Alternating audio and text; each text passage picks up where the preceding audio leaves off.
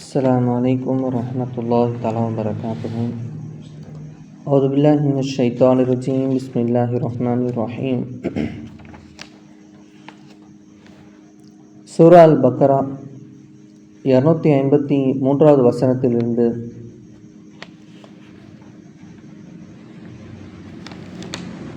அதாவது பாருங்க, 3வது ஜுசு கரெக்டாக ஆரம்பிக்குது. தில்க ருசுல் சொல்லுவோம் அந்த ஜுசு பேரை. தில்கர் ருசுலு ஃபதல்னா பஅதஹும் அலா பஅதின் மின்ஹும் மன் கல்லமல்லாஹு வரஃபஅ பஅதஹும் தரஜாத்தின் வஆத்தைனா ஈஸா இப்ன மரியமல் பையினாத்தி வஅய்யத்னாஹு பிரூஹில் குதுஸ் வலவ் ஷாஅ அல்லாஹு மக்தத்தலல் லதீன மின் பஅதிஹிம் மின் பஅதி மா ஜஅஅத்துஹுமுல் பையினாத் வலாக்கின் இக்தலஃபூ ஃபமின்ஹும் மன் ஆமன வமின்ஹும் மன் கஃபர வலவ் ஷாஅ அல்லாஹு மக்தத்தலு வலாக்கின் அல்லாஹ் யஃஅலு மா யுரீத். ஈசா நபியை பற்றி அல்லாஹ் கூறுகிறான், நம்மால் அனுப்பப்பட்ட தூதர்கள் ஒட்டுமொத்த கிறிஸ்துவ உலகத்தில் இன்னைக்கு வரைக்கும் ஒரு குழப்பம் இருக்குது. ஈசா நபியை அந்த யூத மன்னன் கொலை செய்தானா இல்லையா? வானவிற்கு உயர்த்தப்பட்டார்களா? என்ன நடந்துச்சு? நம்மால் அனுப்பப்பட்ட தூதர்கள் அனைவரும் ஒரே பதவி உடையவர்கள் அல்லர். அவர்களில் சிலரை விட நாம் மேன்மையாக்கி இருக்கின்றோம். அவர்களில் சிலருடன் அல்லாஹ் நேரடியாக பேசியிருக்கிறான். அவர்களில் சிலரை விட பதவியில் உயர்த்தியும் இருக்கின்றான். தவிர மரியமுடைய மகன் ஈசாவுக்கு நாம் தெளிவான அத்தாட்சிகளை கொடுத்து ஜிப்ராயில் என்னும் பரிசுத்த ஆத்மாவை கொண்டு அவருக்கு உதவி செய்தோம்.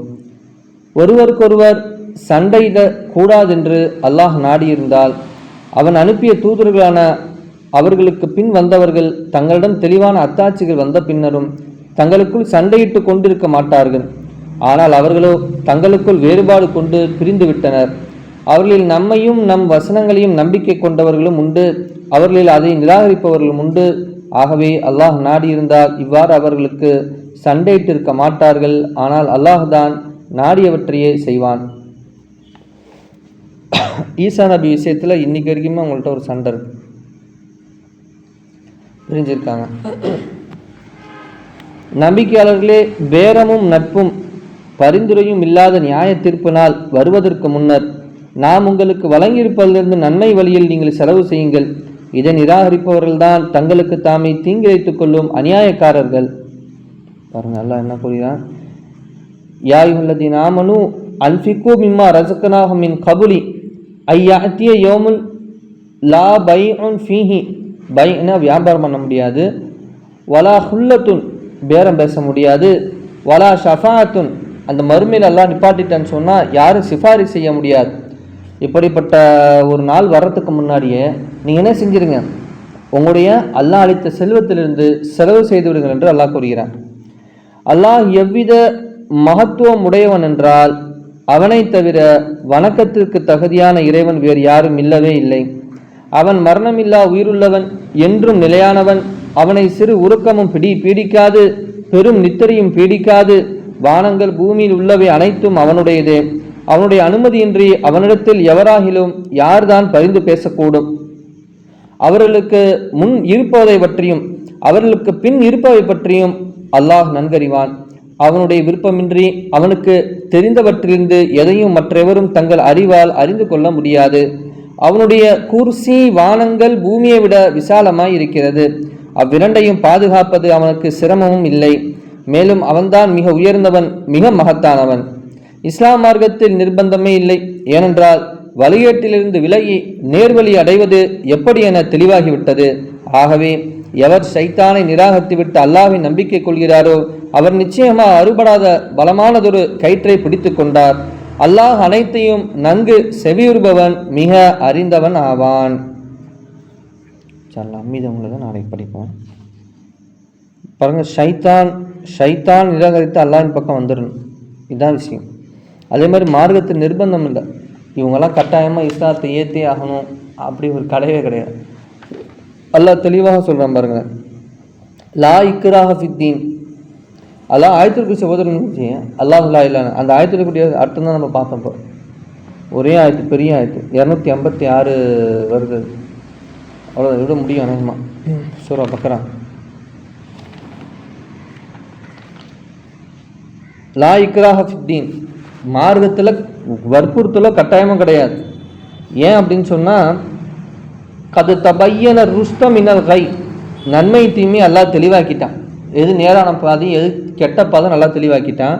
ஃபமை யக்ஃபுர் பித் தாகூத், யார் அப்போ தாகூத் சைத்தானை விட்டுட்டு வயுமின் பில்லா அல்லாஹ்வை பிடிச்சிக்கிறாங்களோ, ஃபகதிஸ்தம் சக பில் குர்வத்தி உஸ்கா, அப்படி நம்பிக்கை கொள்றவங்கள அறுபடாத பலமான ஒரு கயிற்றை பிடித்து கொண்டார். வல்லாஹு சமீஉன் அலீம், அல்லாஹ் ரொம்ப கூர்ந்து கேட்கக்கூடியவனாக இருக்கான். எனவே அப்படி நமக்கு கட்டாயம் இருந்தால் இவங்களே விட்டு வைக்க போகிறோம், தேவையில்லை. ஆனால் இந்த செய்தி அவன்கிட்ட போய் சேரணும். ஒரு தடவையாச்சும் இந்த குர்ஆனை அவனை படிக்க வச்சுட்டா சக்ஸஸ். அதுக்கு மேலே ஏற்றுக்காமல் போகிறான், அதை பற்றி பிரச்சனை இல்லை. ஆனால் ஒரு தடவை படித்து வச்சிடணும். எப்படி ஆசை வார்த்தை காட்டி ஸ்வீட் இருக்குது வரியா, இல்லைன்னா எனக்கு கூட்டு காசு ஏமாற்றி போடுறாங்க, இல்லை எப்படி ஏமாத்துறாங்க, அவங்க கொஞ்சம் கடைக்குமான்னு போவான், பார்த்தா இருக்கிறத பிடி கொடுத்து அனுப்பிச்சிடுவாங்க.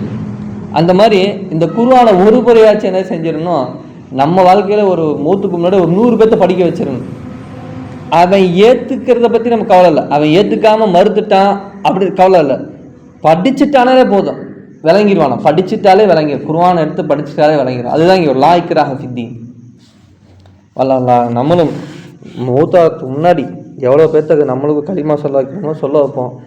களிமா சொல்லி வச்சு அவன் களிமா வந்துட்டால் சந்தோஷம், இல்லைன்னா குறைஞ்சபட்சம் குர்ஆனாச்சும் முழுமையாக எதையாவது ஒன்று சொல்லி பேகியாக ஓடும்னான்னு எதாவது ஒன்று சொல்லி இதை படிக்க வச்சுட்டு அப்படியாச்சும் வெற்றியாளராக மாறிடும். அல்லாஹ் பாக்கியத்தை அது கொடுக்கட்டும் இன்ஷா அல்லாஹ். சுப்ஹான அல்லாஹ் பிஹம்திஹி சுப்ஹானக அல்லாஹும்ம பிஹம்திக அஷ்ஹது அல்லா இலாஹா இல்லா அன்த அஸ்தக்ஃபிருக வ அத்தூபு இலைக். ஆமீன். ஹைரி சுப்ஹான ரப்பிக ரப்பில் இஸ்ஸத்தி அம்மா யசிஃபூன் வ ஸலாமுன் அலல் முர்ஸலீன் வல்ஹம்துலில்லாஹி ரப்பில் ஆலமீன். ஸல்லல்லாஹு அலா முஹம்மது ஸல்லல்லாஹு அலைஹி வஸல்லம். ஸல்லல்லாஹு அலா முஹம்மது ஸல்லல்லாஹு அலைஹி வஸல்லம். ஸல்லல்லாஹு அலா முஹம்மது யா ரப்பி ஸல்லி அலைஹி வஸல்லம். அஸ்ஸலாமு அலைக்கும் வரஹ்மத்துல்லாஹி வபரகாத்துஹு.